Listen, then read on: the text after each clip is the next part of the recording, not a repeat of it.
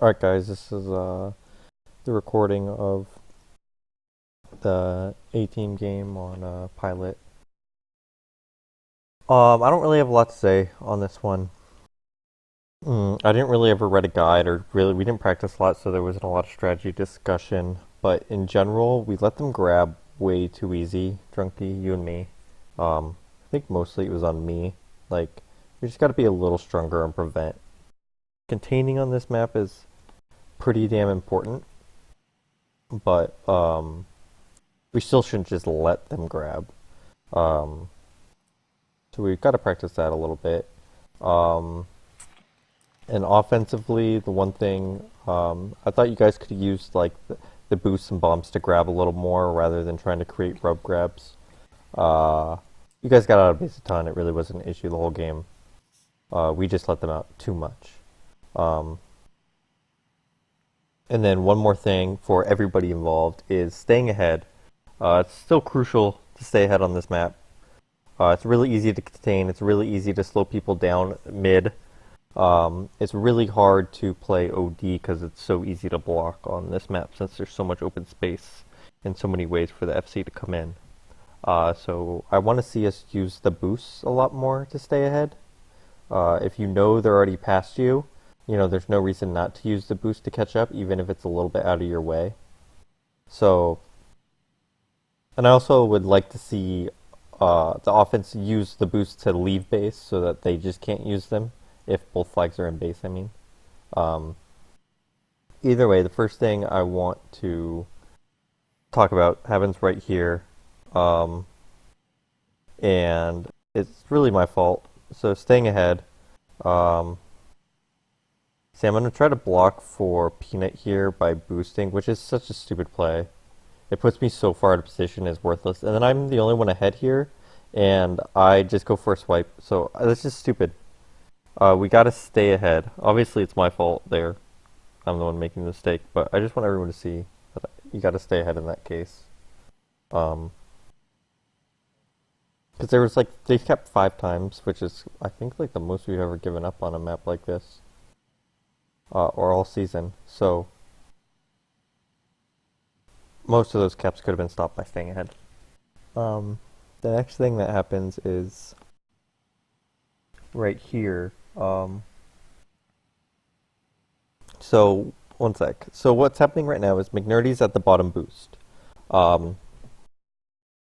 and so a lot of the times the regrab will sit there or sit at the top boost. And if we know they're at the bottom boost, how we should be doing this is Andy is doing it correctly. He could be maybe one tile to the left or something because I'm helping block that lane as well. He should actually be a tile to the left.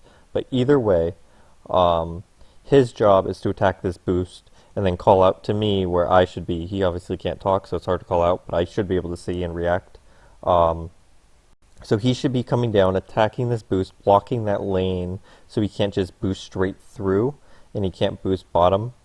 Um, I should be attacking a separate lane than Andy, still kind of where I am. Like maybe if Andy was a tile to the left, I could be a tile to the right still because we're kind of on the same lane, on that same straight path. Um, and then I should stop. I should stop like right there.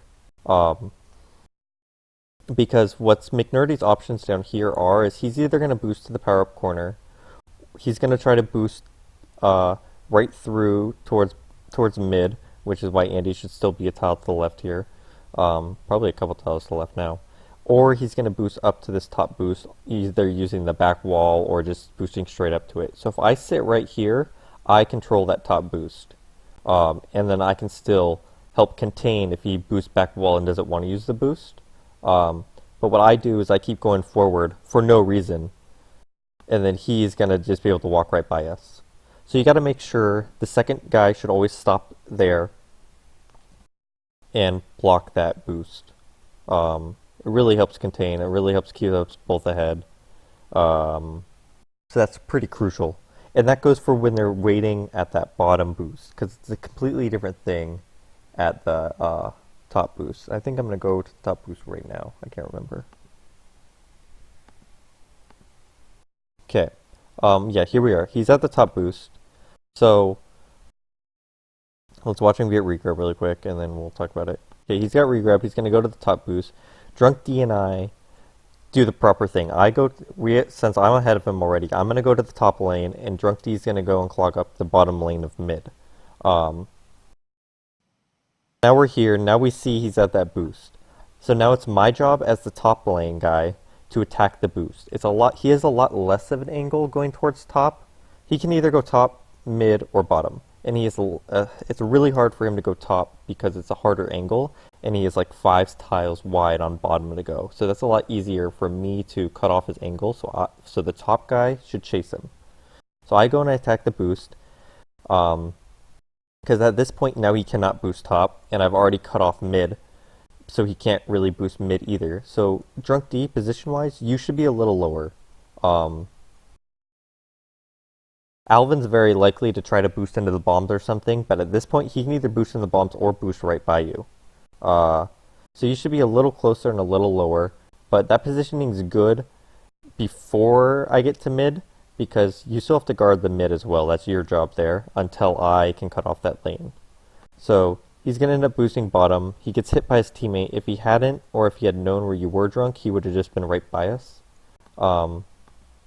He makes a good corner bounce and he gets by you. But either way, the positioning was decent there, and we made him do the play we wanted to make him. We could have just done a little bit better. But they're about to cap here, and that's because OD. He's gonna get by drunk. Okay, so now he's by drunk. Peanut, you're going for this bomb, which I don't hate. Like, using the bomb is good. Except we already have 2 ODs, so it's not really necessary. And it might be better for drunk to use that bomb to catch up or something. I don't know. But either way, this is too risky of a play, and you don't really, it's not productive at all from what you do. The other part is, Andy, you're too far ahead. Blocking on this map's really easy, and when you're that far out, it gives Alvin way too much room to make a decision of where he wants to go. So you've got to be a tad bit closer to the flag. Peanut should be close to the flag too. What's going to happen is Peanut's just going to bomb and not really do anything. And then Andy, you're blocked out because you're so far away. And then Drunk D got beat. He was behind, and I fucked up somewhere. I might be playing anti. I'm not even in the play. I figured we'd stop him with 3 ahead. But yeah, they just score here, and it's just because the OD needs to, 1, stay closer, and 2, just make more safer decisions. Because all we have to do is slow him down so that Drunk D can get there, and then we stop this cap. One thing I do want to say is that when we're playing OD, if you're the only one there, Andy, or who's ever the only one there, look to create a sandwich. Try to be close to the flag and try to create a sandwich. That's the best way to slow him down, and it gives you the most mobility to actually get a return. Obviously, you couldn't create a sandwich in this case, but I just wanted to say that. Anyways, so they go up 2-0. We ended up, winning the game. We end up, for the rest of this half and the next half, we end up winning 9-1. So there really wasn't a lot for me to say. So this pretty much concludes everything. I just wanted to touch up on staying ahead and proper ways to contain the reset. Anyways, that's it. Good week, guys.